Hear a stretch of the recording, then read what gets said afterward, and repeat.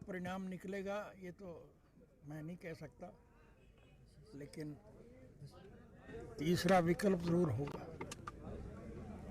क्या 30 जनवरी को आप भी जाओगे कश्मीर में जो समापन यात्रा है हर राजनीतिक पार्टी जुड़ना चाहती है, क्या परिणाम निकलेगा ये तो मैं नहीं कह सकता, लेकिन तीसरा विकल्प जरूर होगा।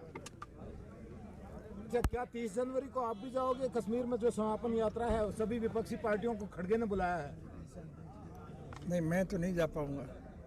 कोई आपकी पार्टी का नुमाइंदा? अगर सभी को बुलाया है तो जरूर जाएंगे कोई ना कोई। अच्छा, तीसरे मोर्चे की आप अक्सर बात करते हो, तीसरे मोर्चे की बात करते हो, कितना प्रोग्रेस पे है तीसरा मोर्चा और कब तक बन पाएगा? ये तो भविष्य के गर्भ में है, कब लोग जुड़ेंगे क्या बनेगा मैं कह नहीं सकता। अच्छा, अक्सर आप हरियाणा के हालात के बारे में चर्चा करते हो। हरियाणा के हालातों के बारे में चर्चा करते हो, किस तरह के हालात अब दिखाई दे रहे हैं हरियाणा में? हरियाणा की जो परिस्थितियां आज हैं उसके मुताबिक तो निश्चित रूप से इस सरकार का तो पतन होगा। अब क्या भविष्य में क्या हो, गठबंधन बनेगा कैसा बनेगा ये मैं नहीं कह सकता। अच्छा, पूर्व मुख्यमंत्री भूपेंद्र सिंह हुड्डा काफी कॉन्फिडेंस में दिखाई दे रहे हैं सर। वो कह रहे हैं कि 2024 में कांग्रेस की सरकार बनेगी। सर, पूर्व मुख्यमंत्री भूपेंद्र सिंह हुड्डा काफी कॉन्फिडेंस में है, पर वो कह रहे हैं कि 2024 में कांग्रेस की सरकार बनेगी। इस सरकार का पतन तो स्वाभाविक है, अब कौन बनेगा ये कह नहीं सकता। अच्छा, अगर थोड़ी सी कमाबेशी रहती है तो आप साथ आएंगे भूपेंद्र हुड्डा के? है अगर थोड़ा कम रहता है, कोई मेजोरिटी बनने में आंकड़ा कम रहता है तो आप आएंगे भूपेंद्र हुड्डा के साथ? हमारा किसी से कोई द्वेष नहीं है, हम मौजूदा शासन के खिलाफ हैं। क्या शक्ल सूरत आगे बनेगी ये भविष्य के गर्भ में। अच्छा, प्रधानमंत्री किसको देखना चाहते हो साहब आप अगला? क्या आप ये समझते हैं कि मेरे कहने से ही हो जाएगा?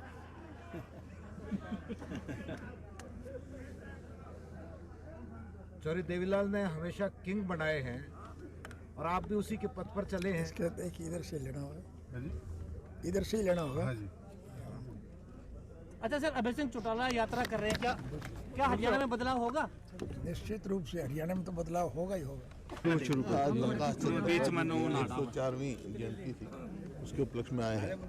वो मेरे पिताजी के मित्र थे और बचपन से ही मैं उनको जानता था। समाज सेवी थे, उन्हें अच्छी सेवा की। जब हिंदुस्तान पाकिस्तान देश अलग हुआ उसके बाद यहाँ लोगों को स्थापित करने में उनका काफ़ी योगदान है कि मेरे पिताजी सांसद थे यहाँ से, तो उन्हें काफ़ी यहाँ पे काम किया। अच्छा, नगर निगम चुनाव के लिए कमर कस? हाँ, नगर निगम चुनाव लड़ेंगे पार्टी सिंबल पे। हमेशा सिंबल पर लड़ते हैं? कॉरपोरेशन का लड़ते हैं, कॉरपोरेशन का पहले भी लड़ा, सोनीपत में नहीं लड़ा, यहाँ भी लड़ा। अच्छा, इस तरह से जो कॉन्फिडेंस बढ़ा है कांग्रेस पार्टी का, जो कॉन्फिडेंस बढ़ा है, ग्राफ बढ़ा है, उसके चलते क्या कॉन्फिडेंस तो हमारा सदा, आत्मविश्वास सदा ही रहा है। ग्राफ बढ़ा है ये कह सकते हो, कॉन्फिडेंस तो सदा हम कॉन्फिडेंट ही रहे। लोगों में विश्वास है हमारा, जो लोग फैसला करते हैं वो मान्य होता है प्रजातंत्र में। मुख्यमंत्री ने कहा है कि राहुल गांधी की यात्रा में जो भीड़ थी वो केवल राहुल गांधी को देखने के लिए आई थी, उसका कोई फर्क नहीं पड़ेगा। देखिए, ऐसा है, मैं व्यक्तिगत बात नहीं करता, लेकिन जो भी इस बात करते हैं ये एक किस्म से बौखलाहट की भाषा है। हुड्डा साहब, सरपंच जो है ई ट्रेडिंग का विरोध कर रहे हैं, सरपंच ई ट्रेडिंग का विरोध में आ गए। मैं भी विरोध में हूँ। जो जिस प्रकार से कि ई ट्रेडिंग का मतलब तो ये है कभी पोर्टल बंद कर दो कभी कर दो, ये मतलब उसमें कोई फेयर नहीं है, फेयरनेस नहीं है उसमें। पिछले 2 महीने से पोर्टल भी नहीं चल रहा, मैं फेयरनेस नहीं है इसमें। ई ट्रेडिंग बंद, वो गलत है फैसला सरकार का। अच्छा, 30 जनवरी को कश्मीर में समापन होगा भारत जोड़ो यात्रा का। हाँ, खड़गे जी ने सभी विपक्षी पार्टियों को आमंत्रित किया है, क्या मायने निकाले जाए इसके?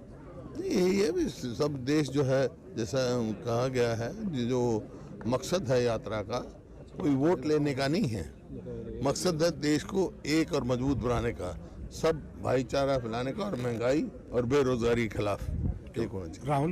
राहुल गांधी के प्रधानमंत्री पद के उम्मीदवार के रूप में सभी विपक्षी पार्टियां आ जाएंगी इकट्ठी। वहाँ प्रधानमंत्री पद का सवाल नहीं है, सवाल मुद्दों का है, सवाल महंगाई का है, सवाल बेरोजगारी का है, सवाल आपस में भाईचारा बनाने का है। एक पानीपत में जब होगा था प्रोग्राम तो राहुल गांधी ने कहा था कि अब यहाँ कांग्रेस की गवर्नमेंट को कोई नहीं रोक सकता। कोई रोक नहीं सकता, मैं भी कह रहा हूँ। हाँ, दिए मुख्यमंत्री जी से मैंने काफ़ी जो कुछ ऐसी चीज़ें हैं जिन पे पार्टी को और काम करने की ज़रूरत है, ऐसी बातें मैंने कही हैं। सारी वो राजनीतिक बातें हैं और चुनाव को सामने रख के करने वाली चीज़ें हैं। 30 जनवरी को ये भारत जोड़ो यात्रा जो है ना वो समापन हो रही है, कश्मीर में कर रहे हैं। खड़गे जी ने पूरे विपक्ष को आमंत्रित किया है, क्या मायने निकाले जाएं इस चीज़ के? देखिए, इसके वैसे तो 30 तारीख को जब समापन होगा उनकी यात्रा का, उसमें ये होता ही है कि सबको, क्योंकि 3500 किलोमीटर कोई चल के आए तो सभी को कहेगा भाई आओ, आप भी आओ, आप भी आओ। लेकिन दूसरी जो चीज़ है वो ये है कि कांग्रेस को आज भी ये लगता है कि हम अकेले चुनाव में बीजेपी का मुकाबला नहीं कर सकते, और इसलिए एक प्रयास शायद उन्होंने किया है कि इस यात्रा के अंतिम चरण में अगर पार्टियां आती हैं तो शायद कोई जो एक विपक्ष को मिलके लड़ने की बात है वो कहीं ना कहीं उनके सामने होगी। तो हो सकता है मुकाबला इस तरह से विपक्षी पार्टी आ जाएंगी, क्योंकि ईगो बहुत है रीजनल पार्टियों में।